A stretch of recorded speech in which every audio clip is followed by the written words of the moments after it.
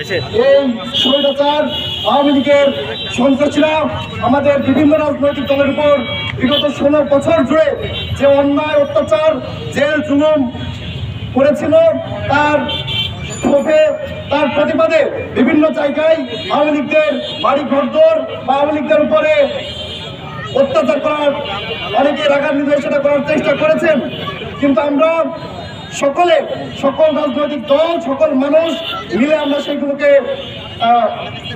থামিয়ে দেওয়ার চেষ্টা করেছি। আমরা চাইনি দেশে কোনো অস্থিতিশীল পরিস্থিতি সৃষ্টি হোক, দেশে কোনো মানুষ ক্ষয়ক্ষতির শিকার হোক। আমরা সারা জীবনে চিন্তা করেছি যে কোনো একটি দলকে ছাড় দিতে হবে, যে কোনো একটি দলকে অন্য দলকে ক্ষমা ঘোষণা করে দেশকে একটি ভালো অবস্থানের দিকে নিয়ে যেতে হবে। কিন্তু আমরা বর্তমানে লক্ষ্য করছি এই সন্ত্রাসীরা এখন সেই কাল সাপ হয়ে উঠেছে।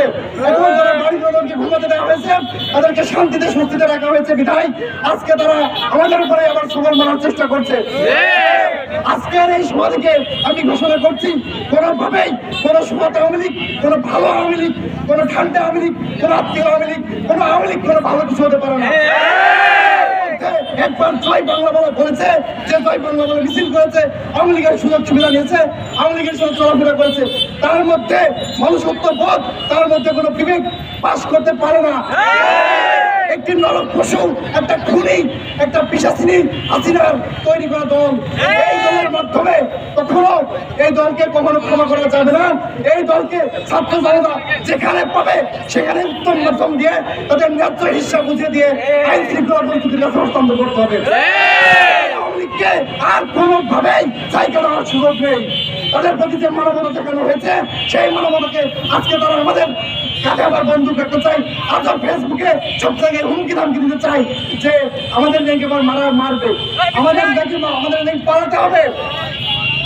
এই হুমকি দেওয়া আজকে কিভাবে দেয়? অতএব সকলের প্রতি আহ্বান জানাচ্ছি, কোন রাজনৈতিক দল, কোন সংগঠন, কোন ব্যক্তি যদি কোনোভাবে আওয়ামী লীগকে স্পেস দেওয়ার চেষ্টা করে, আওয়ামী লীগকে ভোটে ফল দেয়, তাদেরকে আমরা গণশত্রু হিসেবে চিহ্নিত করবো।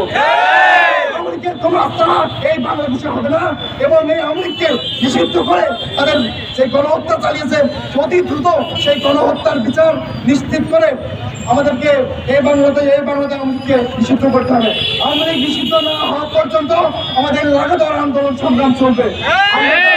হাসিনার পতনে নেমেছিলাম, সেই হাসিনার পতনের পর আওয়ামী লীগ পতনে আবারও সারা দেশকে আমরা আহ্বান জানাই, আওয়ামী লীগ নিষিদ্ধ না হওয়া পর্যন্ত, এই বিচার নিশ্চিত হওয়া পর্যন্ত আমাদের আন্দোলন সংগ্রাম, আমাদের লড়াই সংগ্রাম চলবে।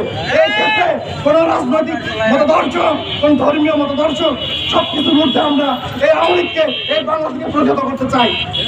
কোন রাজনৈতিক দলের মধ্যে আমরা রাজনৈতিক দলগুলো সবাই একত্রিত হয়ে বাংলাদেশের স্বার্থে, দেশের স্বার্থে আওয়ামী লীগের বিরুদ্ধে আমরা সবাই এক থাকবো ইনশাআল্লাহ। আজকের মতো আমাদের